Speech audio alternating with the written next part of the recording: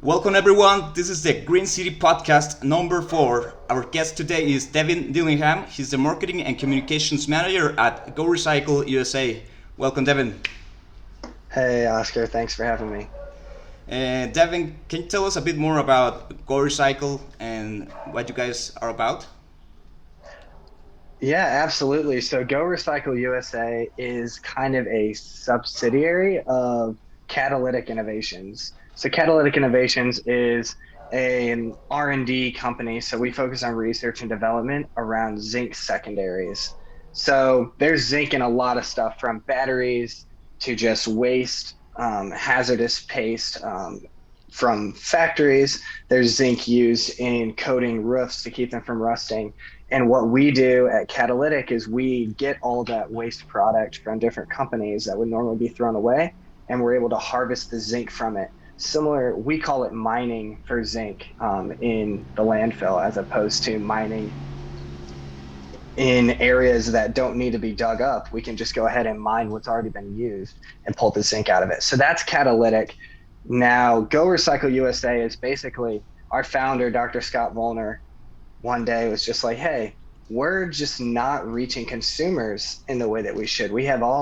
We've been reaching businesses, doing a lot of work with businesses, but he said there's consumers out there that have batteries laying around.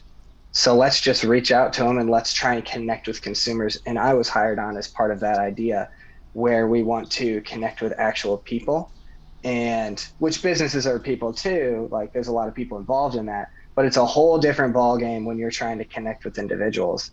So he hired me on to kind of work with that type of stuff. So do things like this podcast where I'm reaching out with people and networking and letting people know we exist. So Go Recycle is our program that has battery recycling kits that we send out across the country to different people. It allows people to order them from us and then fill it with their batteries, send it back, and then they can know that they're being recycled because we're letting them know on social media. We're showing all the evidence of that. So we're trying to prevent greenwashing by actually showing what we're doing. Great. You're involved just in the marketing side of the project, or you're involved not in other areas?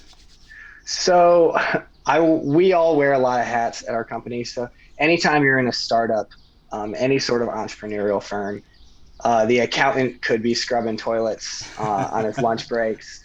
The CEO could be out changing a filter press. Who knows? Sure.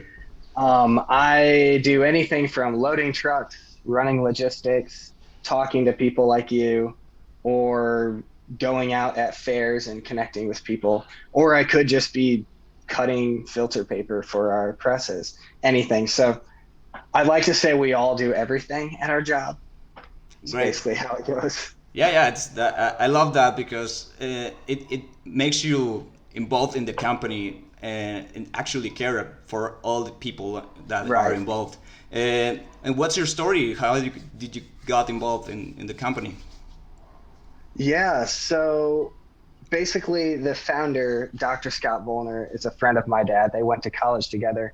Here in Rolla, Missouri, we're right by a university called Missouri University of Science and Technology. It focuses on engineering and metallurgy and stuff like that. So my dad went through and got his degree in metallurgy, just like our founder, Dr. Scott Volner. And so through that, I kind of had the connection with the founder. But he contacted me last year with this idea saying, hey, let's reach out to consumers. Our competition that's claiming to recycle, they're basically just having people pay them to move their batteries around through the mail system until they eventually get landfilled. Anyway, he's like, let's actually do it. Like, let's just do the whole process. Let's get them straight from consumer. He pitched the idea. I thought it was awesome.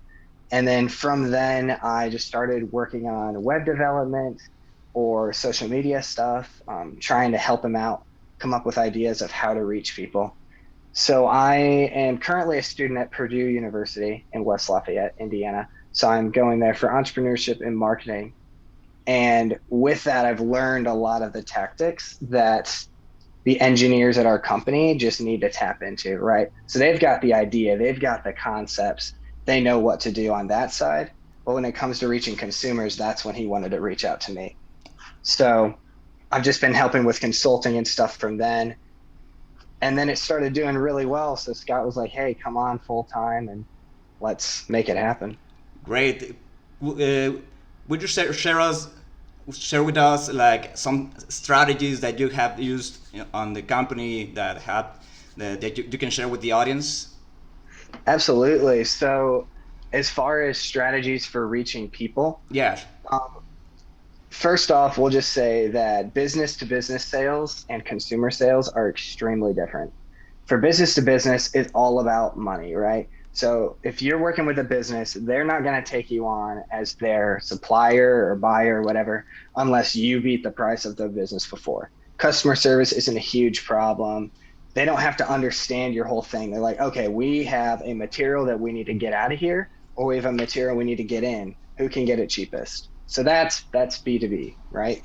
Consumer is very different. I mean, we can see this as evident just based on the fact that Amazon might have 20 different versions of the same product that all sell really well because we have different things that we like, right? We value customer service sometimes more than others. We might value how fast something can get to us. I mean, Prime has taken the world by storm. We might value going to a place and actually getting to touch the thing, feel it, right? We might want a salesman to talk to us. I mean, car salesmen are still killing it these days because even though their cars are way more expensive at those auto dealers, right? But you got a person right there that can answer all your questions. So the big thing I would say is it's the same with green industries. You got to be straight up with people and you got to just give them your honest take on what your company is. And people can also tell when you're giving them a load of BS, you know? If you're if you're just making stuff up on the spot, people are going to be able to tell. They're going to be like, "Oh, this is just another salesman and they're just trying to toy with us." So it's important to just tell them what you're doing. If you love your company, just get that across to consumers and they can see that as well. Yeah, because you just have one time to earn that trust, and it's super easy to lose it, Exactly. right? But Hmm. the cool thing is that you guys are posting everything that you do, the process, the proof that you actually do what you said you're going to do. Hmm. That's great. Yeah, and that's huge because we're just trying to be different than the greenwashing companies out there, right? And especially in our sphere, like the amount of things that claim to be recycled that aren't is just insane, especially in our country in the US, and I know in other places too. So we're just trying to be different. We're trying to say, hey, we're actually doing this. So you should buy our kits and make sure it's going straight to us as opposed to just having it sent around until it gets landfilled. I didn't even know that zinc batteries could be recycled. Like once I saw the post on your Instagram account, I was blown away because I didn't even know that it was possible. Uh, you can tell us a bit more about the process of recycling zinc batteries, like how does it work, and what do you do with the resulting material?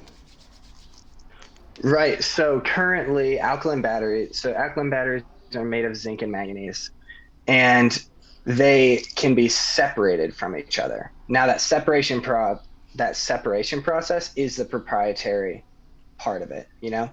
A lot of companies are currently just taking zinc and manganese batteries like the alkalines. So our competitors are just taking the batteries, basically grinding them up, using a general solution to pull it out, and then they're making what we call a sham fertilizer. So what they're doing is they have this chemical that they've pulled out, this ground up chemical and paste that when you test it for zinc and manganese, it reads at the perfect levels, but it's not plant available. So it's like if I take a piece of metal, a piece of iron, and throw it in a field, the plants aren't going to be able to use that, right? Even though iron is necessary. But if you have a hunk of iron, they can't just pull it out of the metal. So what they're doing is grinding it up and throwing it out there as if it's fertilizer, but it's really not doing anything. So it's all been this huge sham. So we've found a way to actually get it plant available. And our technology has been able to get 95% of the metals pulled out. And that's been crazy. And the reason we can't share like the specifics, obviously, is because of all the competitiveness of this Yeah, idea, right? I So it's imagine. hardly economic anyway, And the best way we can do it is just try and maintain the full market and not let that go out and be greenwashed, you know. Great. Do you have plans on selling the technology? Because I mean, it's a great breakthrough. Like you actually can use it as a fertilizer, and worldwide, I imagine that you can solve a lot of problems. But I understand also that you can give your competitors that advantage that you have, right? So do you have plans on expanding this to worldwide or selling the technology worldwide? So there are currently 150,000 tons of batteries reaching landfills in the US alone annually, right? And we're working on expanding to meet that problem first. So we see this potential in our technology in other parts of the world, and but we hope to first become the solution in the States as our first milestone. Obviously, I mean, we'd love to handle Canada's batteries, Mexico's batteries, and then eventually move in and start importing from Europe. I've had so many people from even India and China say, hey, can we buy, like, we want the technology. But we can't risk that getting out until we've gathered enough market share to actually be able to solve more of the issue, right? Because ultimately, we are a company and we do, in order to expand and to make more of an impact, we have to gain more profits, right? And increase our margins and all of that.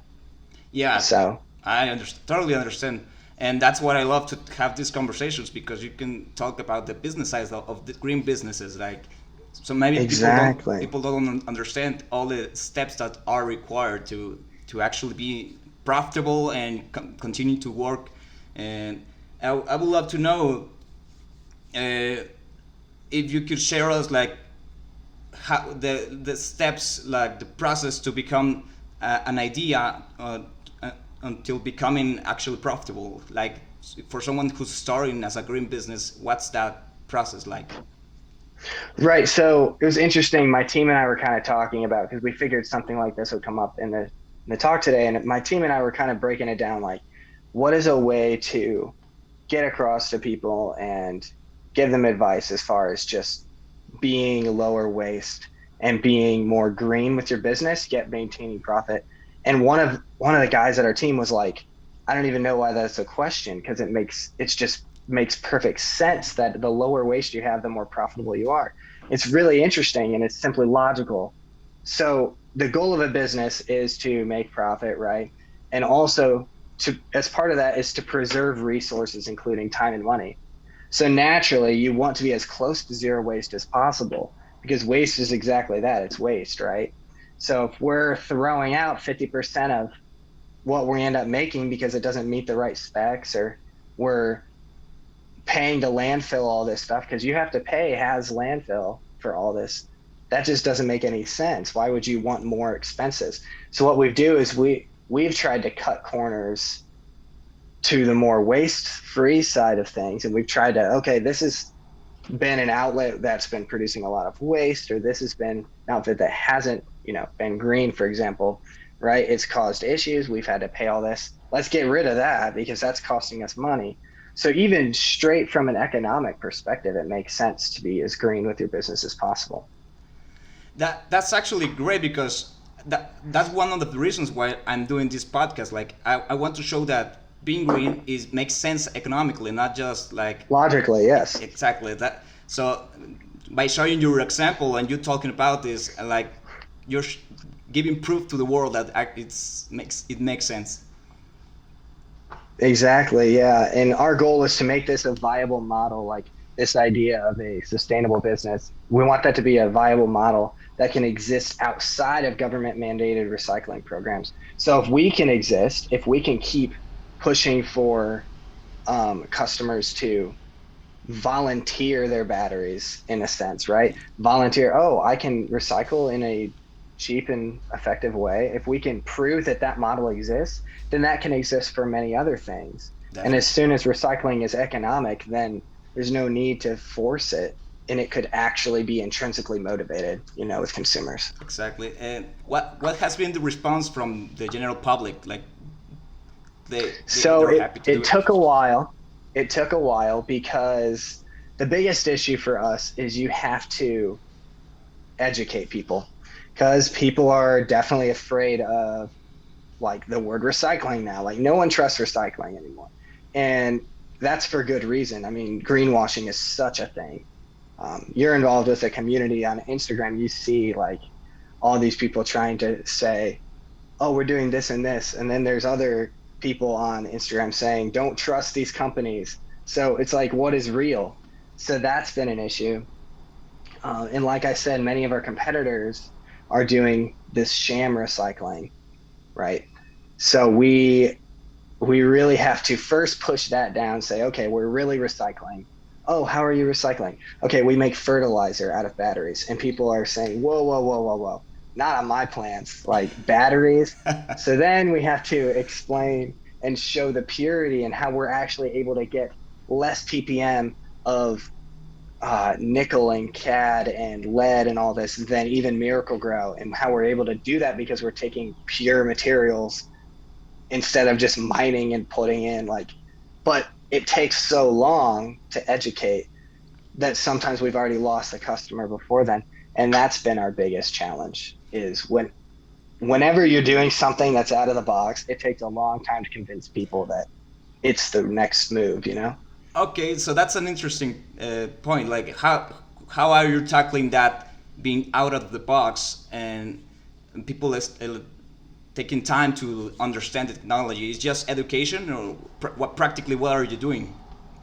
Right. So it's just kind of drilling it in education wise. So, Okay. I mean, networking and public relations is huge. This right here, I think this is a perfect example of that. You know, how you're able to ask me questions and I'm walking through, and anyone that watches this is able to see and hopefully get some of their questions answered. But what we've done practically is we started within our community, going out, and we're at the farmers markets. We're out there with our table. We can walk you through our process. We have zinc on the table, pure zinc.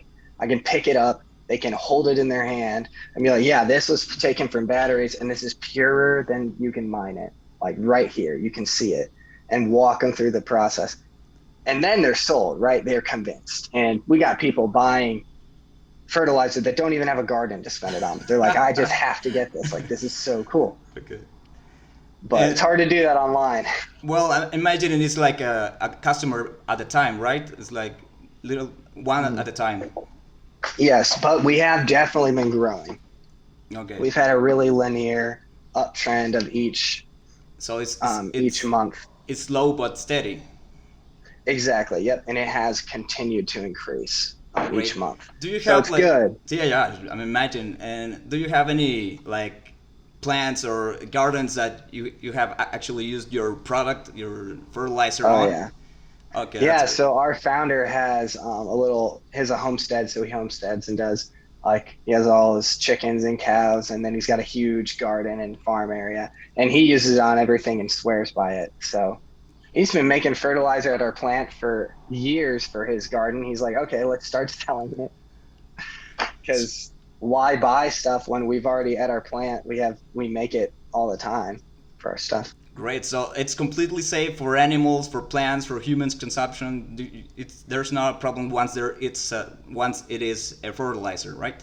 Once it is diluted, yes, but I mean, that's with anything. If you take a concentrate of anything, it's going to be harmful. But once it's diluted, because one of our half-gallon jugs makes 128 gallons of fertilizer. Oof, that's So a lot.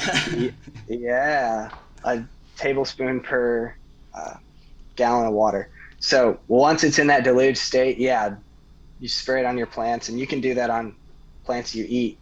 So, I mean, we eat tomatoes out of his garden and carrots and snow peas. So. Great. Do you have any certification so people feel safer, like consuming using your products? Yeah, so we are in the state of Missouri, we are certified as a fertilizer manufacturer. And then also we can show you all the NP testing and everything to prove. Great. So it's completely safe. It's completely regulated. People can be safe that they're gonna be okay consuming your products. I love that. Perfect. Just What? don't take a drink out of the jug. Yeah, I mean, even water. Like, if you drink a lot of water, you can get poisoned, right? Like, it's all Yeah. about the quantity. So Yes. a little bit more about the business side. What's your biggest business lesson you have learned so far? Ooh, biggest business lesson.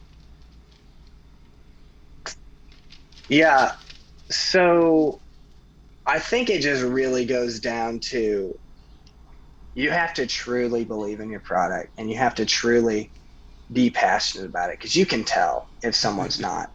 And like when I first started, I wasn't sure about some of our stuff too. I was like, whoa, we're making fertilizer from batteries. Like, is that really safe? And then as soon as I walked through it all and we did the testing and I was proved that it was purer than normal, than like what you would normally buy at the store, like I began to believe in it. I really want to get that out to people. And I really want to show people what we're doing because I truly think it's amazing that we're mining out of waste instead of the earth. And I think that is a huge, like, business lesson I've learned is you just got to believe in your product. Yeah, definitely. I think the best salesmen are the ones that actually believe in their product, and you can, as you said, you can tell that their honesty, the way they talk, the way they communicate, it just transfer to their person. I don't know how to tell it, but yeah, definitely, Mm. I have seen that, and I think it's a great lesson. And what's your like what's the future for your company? Where do you guys see going forward? Yeah. So, kind of what I said earlier, we'd love to start growing and capture the US market. Great. So, we're actually looking at a tenfold expansion of our plant. We've been trying to get it funded for a while. That's been really hard because, once again, you got to get people to believe that there's a need there and that we can fill it economically. So, getting investors is hard, but we will get there. We're sure we're going to be able to get there and expand. And then, like, in 10 years, hopefully, we'll be processing most of the alkaline batteries in the US and Canada. And if we have that expansion, we definitely can. We can do it. But we're currently working on an extraction and recycling process for lithium ion batteries and lithium primaries, um, moly, cobalt, catalyst, all these different things we're trying to dive in and research and develop. So hopefully we'll have just a lot more products and a lot more ways to sequester waste. I love that because I think it's a huge problem. Like it's super polluting, right? Like the batteries on landfill, like super polluting.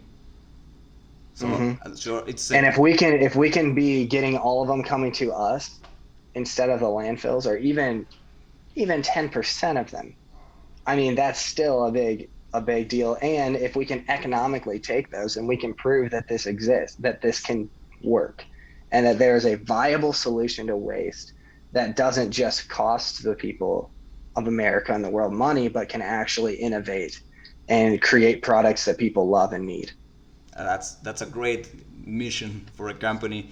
And can you guide us through the process of buying your products? Like if a regular person wants to contact you, what would be the best way? Absolutely. So GoRecycleUSA.com. Easy as that. GoRecycleUSA.com. You can go on there and we have just information about our stuff. If you click that visit store at the top of the page, you can go right through and see our battery recycling boxes. We have a box for 15 pounds of batteries and a 50-pound box. 15 is great for household, 50 is great for businesses, schools, big families. You can get that, fill it up with batteries. We have all the DOT, Department of Transportation permissions for shipping household hazardous waste. Follow the instructions, super easy. We have your tape in there and everything. Tape up the ends of your batteries if they're not alkaline. Fill it up, send it back. The shipping is all prepaid and everything. You just pay the amount up front, send you the box, fill it, send it back, and then it'll get recycled and turned into fertilizer. And you can follow along with our process on social media, of course, because we're just going to keep that going. We'd love for anyone to just take pictures, show people that they're doing this. We want the word to spread. That's our big thing. So anyone that buys a box, we'd love for them to do that. We also have our fertilizer on there as well for Great. sale. It's available all across USA, right? All across the USA right now. Great. Yep. And if you use the code GRYN, like GRYN, GRYN, then you'll get 15% out your order. That's great. I will do a independent post like to showcase that the promotion. So thank you so much for that. And Absolutely. any final thoughts that you would like to share, business I wise mean, in the company, like just to close the interview? no, not nothing's big from us. I just, if you're in Missouri, we love, or in a neighboring area, we'd love to see you at the Missouri State Fair this summer. We're going to be there and just trying to spread more of the word. And thank you so much for having me on. I'm love to get to share this with all your audience. Thanks you, Devin. Like it's great to know companies that actually do what they say they're going to do, and there are examples of actual green businesses. So thank you so much. For sure. Thanks for having me. Okay, guys, this was the Green City Podcast number 4 with Devin Dillingham from Go Recycle USA. Go follow them on their social media. Uh, how can we find? How can they find you on social media, Devin? Go Recycle USA on Facebook, Instagram, and TikTok. Great. So see you guys till the next time.